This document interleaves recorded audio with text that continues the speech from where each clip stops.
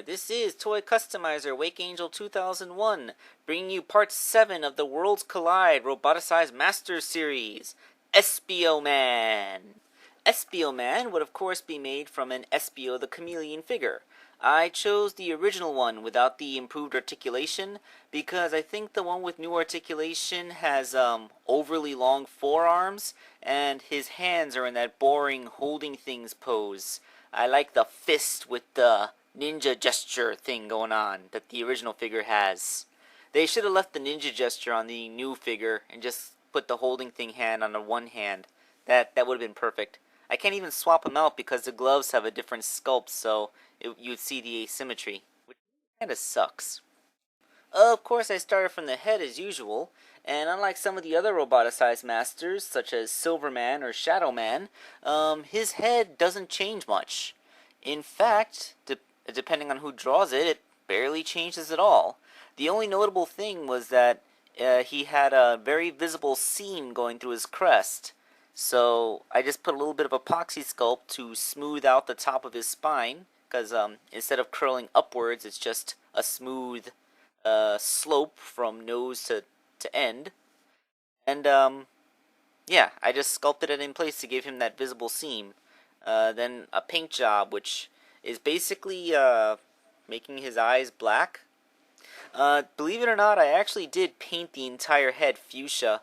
The fuchsia paint that I have is an almost perfect color match for the fuchsia that the plastic already was, so it's barely noticeable that I've actually changed anything, even though the entire figure is repainted from head to toe. It's like with that Optimus Prime figure where it looks like he has very little paint, but in actuality he has tons of red paint because they had to cover up the clear plastic they used to make his windows.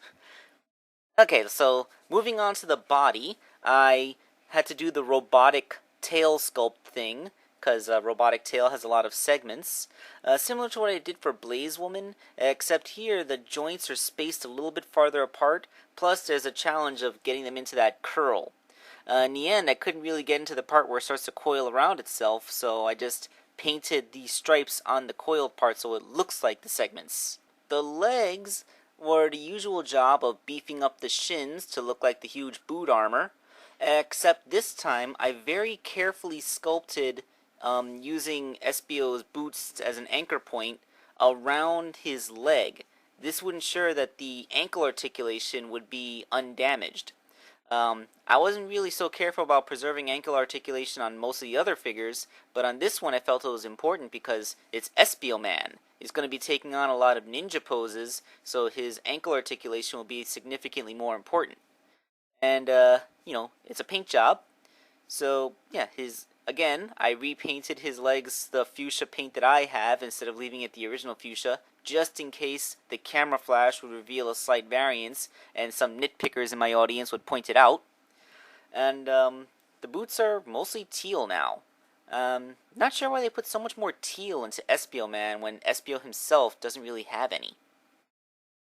The gloves are a minor modification, except that Espio Man just has regular plain white hands instead of that cool triangle armor thing that Espio has in the back of his glove.